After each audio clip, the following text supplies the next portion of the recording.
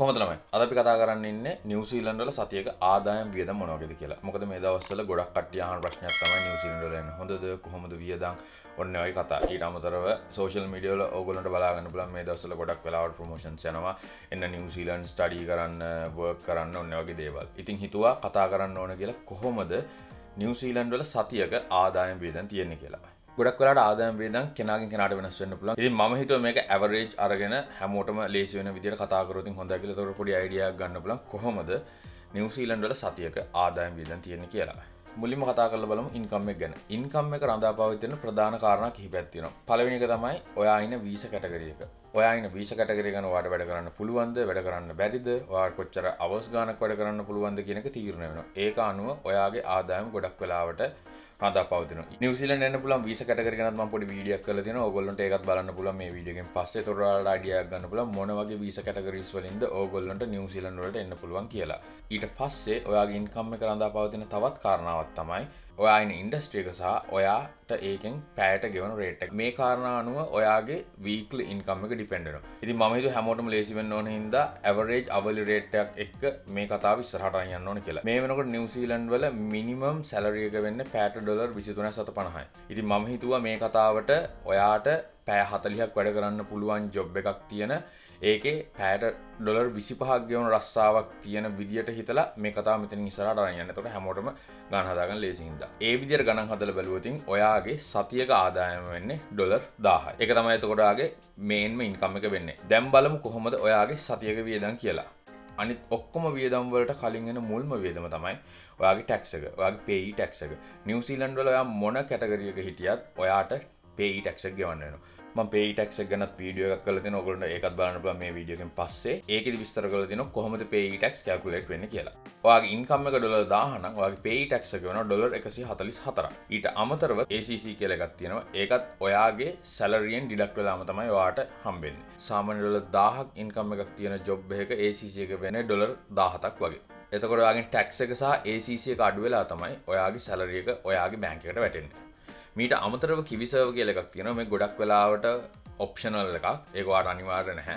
ඒකත් ඩිඩක්ට් වෙනවා නම් ගොඩක් වෙලාවට ඔයාගේ සැලරි එක හම්බෙන්නේ කිවි සර්වර් එකත් ඩිඩක්ට් වෙලා. කිවි සර්වර් ගැන පස්සේ වෙලාවක් කතා කරමු. ඉතින් මම මේ වීඩියෝ එකේදී කිවි සර්වර් එක ගන්නේ නැතුව තමයි මෙතනින් ඉස්සරහට කතාව අරන් යන්නේ. නිව්සීලන්ත වල ජීවත් වෙනවා නම් ඔයාට අනිවාර්යෙන් රෙන්ට් එකක් ගෙවන්න වෙනවා.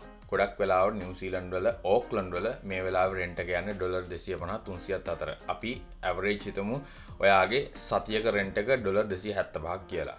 ගොඩක් වෙලාවට මේ රෙන්ට් එක ඇතුලේ ඔයාගේ පවර්, ඉන්ටර්නෙට්, එතනින් ගියන් පස්සේ වෝටර් ඉන්ක්ලූඩ් වෙන්න පුළුවන්. හැබැයි සමහර තැන්වලදී මේක ඉන්ක්ලූඩ් වෙන්නේ නැති වෙන්න පුළුවන්. මේකෙදි මම කියන්නේ ඩොලර් 250 වගේ රූම් එකට විතරයි, හොයා ඉන්න ප්ලේස් එකට විතරයි.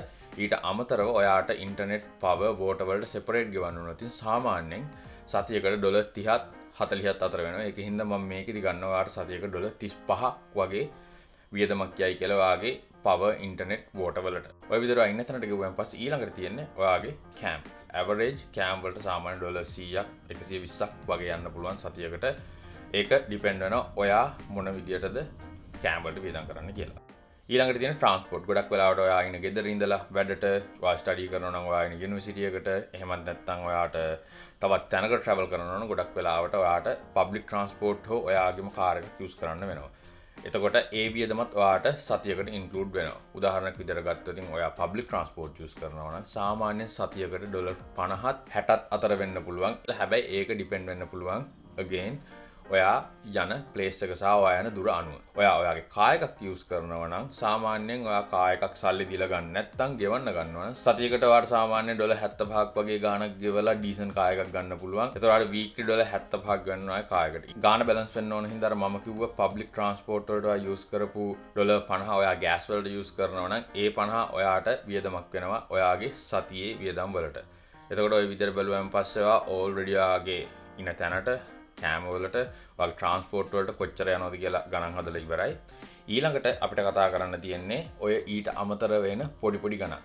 උදාහරණයක් විදිහට ගත්තොත් ඉතින් ඔයාගේ මොබයිල් ප්ලෑන් එකට ගෙවන්න ඕන. එතනින් ගියන් පස්සේ ඔයාගේ කායික ඉන්ෂුරන්ස්, එතනින් ගියන් පස්සේ රෙජෝ, වෝෆ් ඔය වගේ දේවල් තියෙනවා. ඒවට ඔයා ගෙවන්න ඕන. ඔයාට පර්සනල් ඉන්ෂුරන්ස් එකක් තියෙනවා නම් ඔයා ඒකට ගෙවන්න ඕන. ඕකට ගොඩක් වෙලාවට ඩොලර් 30 50 වගේ අතර යන්න පුළුවන්. මම මේක ඩොලර් 50ක් විතර තියෙනවා. ඒ ඔයාගේ අමතර වියදම්. දැන් මම මේ කිව්ව හැම එකටම අදාළ වුණේ මේන් මේව විතරයි. හැබැයි මම මෙතනදී ඉන්කලූඩ් කරේ නැහැ ඔයාගේ එන්ටර්ටේන්මන්ට්, එතනින් ගියන් පස්සේ ඔයාට ඇඩිෂනල් වෙන අන්එක්ස්පෙක්ටඩ් වියදම් ඒව කිසිම දෙයක් නැතුව තමයි මම මේ වෙනකොට ඔයාට මේ ගණන් ටික කිව්වේ. මේ වෙනකොට ඔයාට මෙන්න මේ ගාණක් ඉතුරු වෙලා තියෙනවා ඔයාගේ අතේ මේන් වියදම් ටික ගියන් පස්සේ. හැබැයි ඔයා කමිට්මන්ට් තියෙන ඔයාට ලංකාවේ හෝ මෙහි පර්සනල් ලෝන් එකක්, ස්ටුඩන්ට් ලෝන් එකක් ඔය වගේ දෙයක් තියෙනවා නම් ගොඩක් වෙලාවට ඒකටත් ඔයාට වීක්ලි ඔයාගේ සැලරි එකෙන් කීයක් හරි අයින් කරන්න වෙනවා. මොකද ඒවා ගොඩක් වෙලාවට නිව්සීලන්ත වල වීක්ලි අඩු වෙන හින්දා.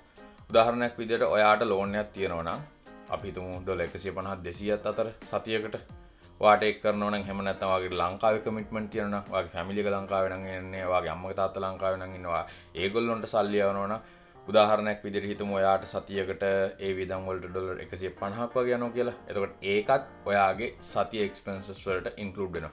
මේ ඔක්කොම ටික ගණන් හදලා බලුවාන් පස්සේ සාමාන්‍යයෙන් ඔයාට ඩොලර් 100ත් 150ත් වගේ අතර ගාණක් ඔයාට ඉතුරු කරගන්න පුළුවන් ඕක්ලන්ඩ් වල ජීවත් වෙනවා නම්.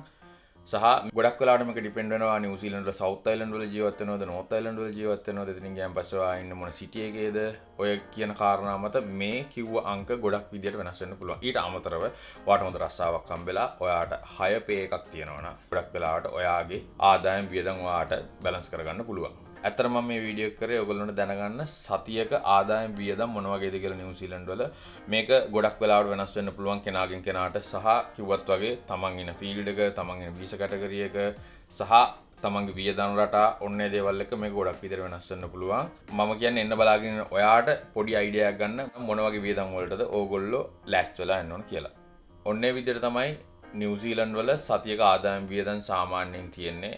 කිව්වත් වගේ මේක මගේවත් මම දන්න කාගේවත් දෙයක් නෙමෙයි. මේක මම ගොඩක් ඇවරේජ් නම්බර්ස් අරගෙන ගත්ත එකක්. ඒක හින්දා මේ ඔයාට රෆ් අයිඩියා එකක් ගන්න කොහොමද නිව්සීලන්ත ඇතුලේ සතියක ආදායම් වියදම් තියෙන්නේ කියලා දැනගන්න. මොකද ඕගොල්ලෝ නිව්සීලන්ත එන්න බලාගෙන ඉන්නවා නම් මේ වගේ දේවල් දැනගෙන ඉන්නකොට මොකද ඒතර ඕගොල්ලෝ දන්න මොන විදිහටද ඕගොල්ලෝ රෙඩි වෙලා එන්න ඕන කියලා නිව්සීලන්ත එනවනම් සහ ආවෙන් පස්සේ මොන විදිහටද ඕගොල්ලෝ ඒ වලට ෆේස් කරන්න ඕන කියලා.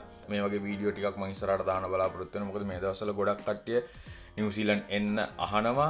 එනකොට මොන වගේ දේවල්ද දැනගන්න ඕන කියලා අහනවා. ඊට අමතරව නිව්සීලන්ත වල මේ දවස්වල අලුතෙන් වීසා කැටගරිස් ඕපන් වෙනවා. ඒක හින්දා ගොඩක් අයට උදව් වෙයි කියලා හිතලා තමයි මේ වීඩියෝ ටික කරන්න හිතුවේ. වීඩියෝ එකට කැමති නම් ලයික් කරන්න. ඔයා දන්න කවුරු හරි නම් නිව්සීලන්ත එන්න බලාගෙන සහ මේ වීඩියෝ එකේ විස්තර ටික උවමනා වෙනවා කියලා ෂෙයා කරන්න මේ වීඩියෝ එක එයාත් එක්ක.